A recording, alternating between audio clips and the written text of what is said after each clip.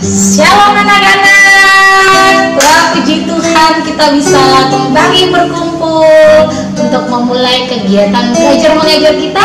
Tapi sebelumnya, ayo kita mulai dengan beribadah bersama-sama. Nah, kita sebelum beribadah, semua anak-anak dari kelas 1 sampai kelas 6 siapkan hatimu. Kita mau katakan pujian kita seperti wanita mengurapimu.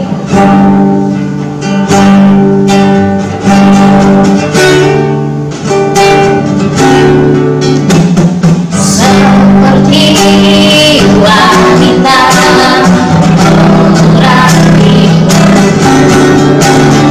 menangis di bawah kakimu. Pikiran hidupku mau mengasihi Yesus, Engkau baik-baik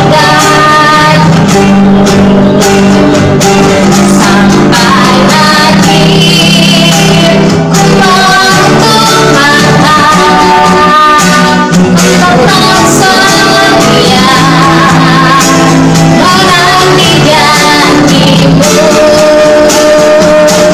sampai kuda akan mahkota kehidupanku. Tetap setia melayanimu sampai akhir. Ku menutup mata, ku tetap setia menanti janjimu sampai kuda akan mahkota kehidupanku. Tetap setia melayanimu, tetap setia, tetap setia melayanimu,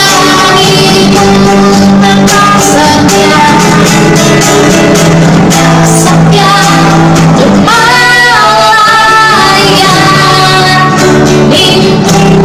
Semua lipat tangannya, sama-sama dengan Miss Evi kita berdoa. Tuhan Yesus, terima kasih buat hari ini. Kami akan memulai semua kegiatan kami hari ini. Tapi sebelum itu, mari Roh Kudus tolong kami melandasi segala sesuatu dengan firman Tuhan, biar kami bertumbuh di dalam takut akan Tuhan dan mengasihi Tuhan dengan sungguh-sungguh. Terima kasih Tuhan Yesus, dalam nama Yesus, haleluya, amin.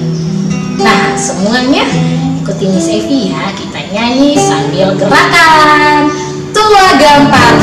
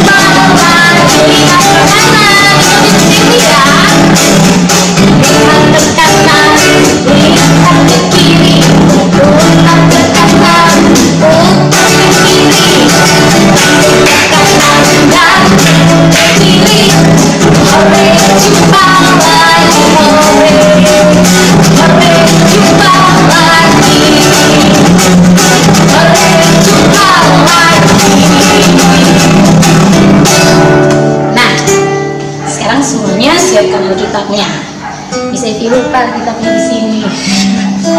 Semua ambil kitabnya bersama orang tuamu. Kita baca bersama-sama di dalam kitab Matius pasalnya yang keempat.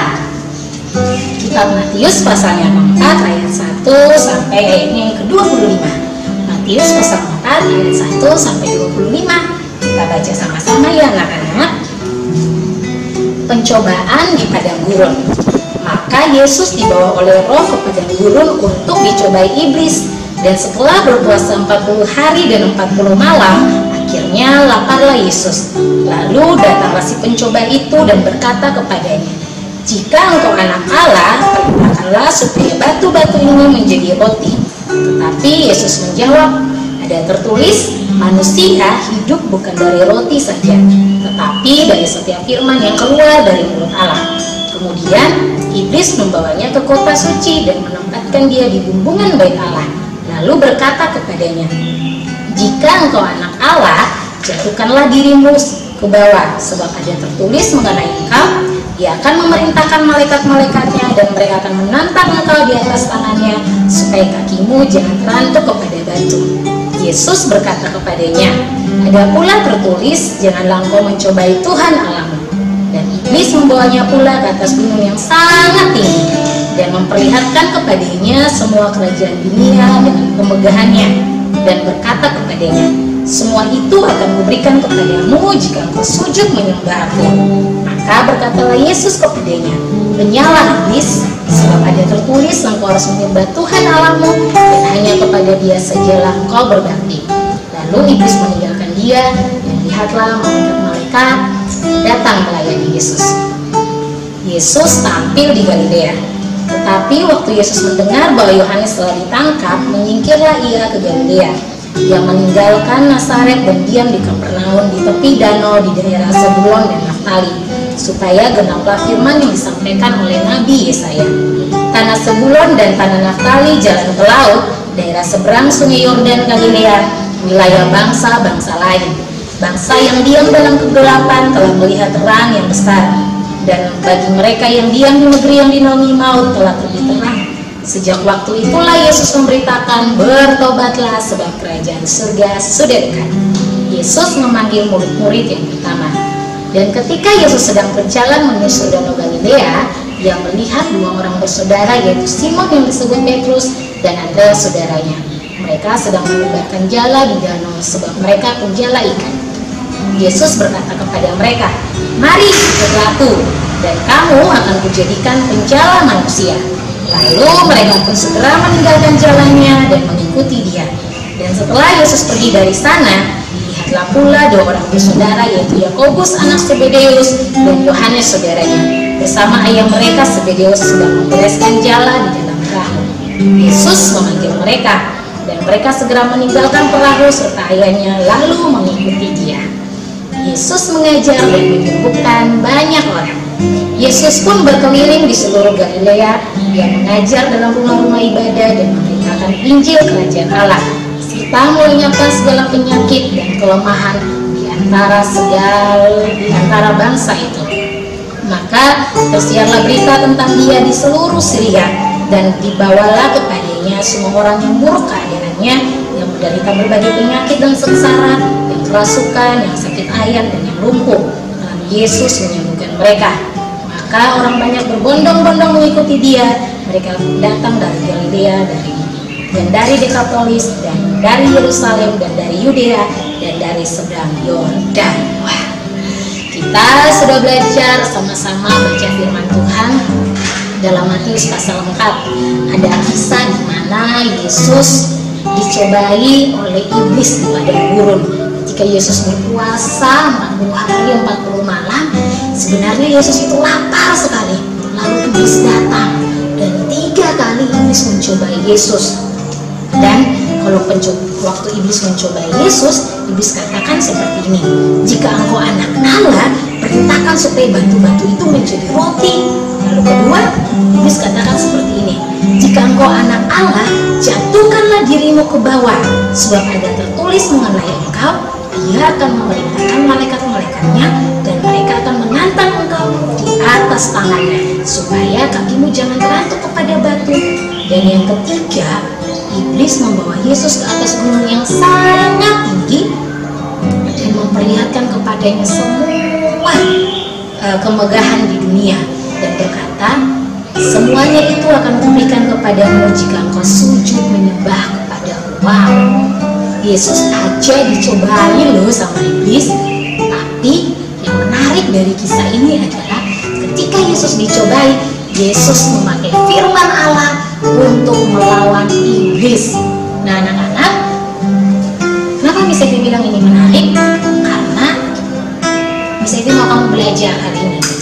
Kalau Yesus yang penuh dengan kuasa, anak Allah yang hebat itu aja, iblis berusaha mencoba Yesus supaya Yesus tunduk dan takut sama iblis. Tapi ketika Yesus dicobai sebanyak 3 kali, Yesus melawannya dengan firman Allah. Yesus katakan firman Allah. Perkataan Yesus seperti ini. Coba kita lihat. Tetapi Yesus menjawab, ada tertulis, manusia bukan hidup bukan dari roti saja, tetapi dari setiap firman yang keluar dari mulut Allah. Lalu kedua, Yesus juga bilang begini, ada pula tertulis, janganlah engkau mencobai Tuhan Allahmu.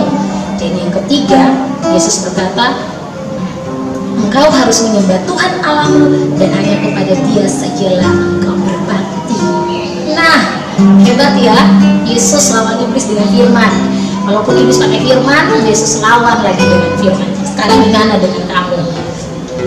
Kalau Yesus yang anak Allah penuh kuasa, itu aja iblis berusaha menjatuhkan, apalagi kita manusia biasa.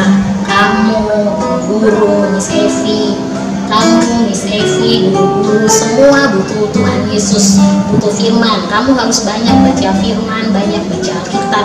Jadi ketika iblis berusaha untuk membuat kita berdosa, mengingatkan kita supaya ayo mencuri, kita bisa pakai firman. Atau ayo melawan sama orang tua, kamu bisa lawan iblis dengan firman. Atau ketika iblis bilang, ayo berbohong, kamu punya senjata untuk melawan iblis, itu menggunakan firman Tuhan.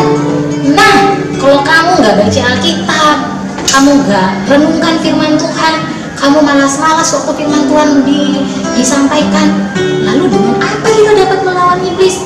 Alkitab menulis bahwa ketika Yesus dicobai, Dia melawan iblis dengan firman Tuhan.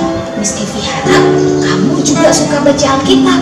Jadi ketika iblis menyuruh kamu untuk berbohong atau mencuri atau melawan sama orang tua atau jangan dengarkan nasihat orang tua, kamu bisa pakai firman Tuhan. Iblis, kamu gak boleh menggangguku. Anak-anak, ayo kamu harus suka membaca firman Tuhan. Dengan begitu kamu akan bertumbuh.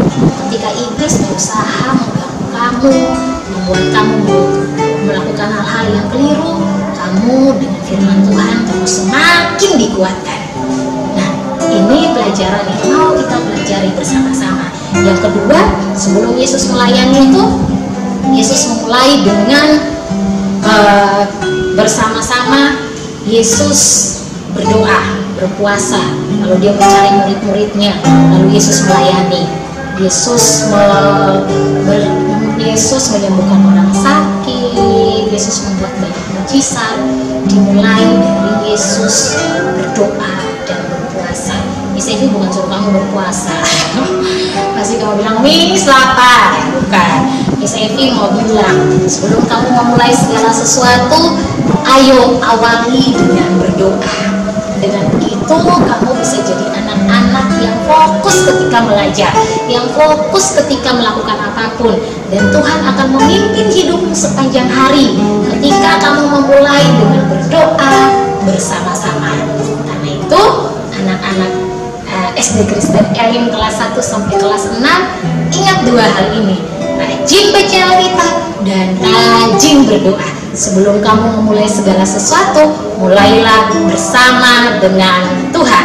Tuhan Yesus memberkati.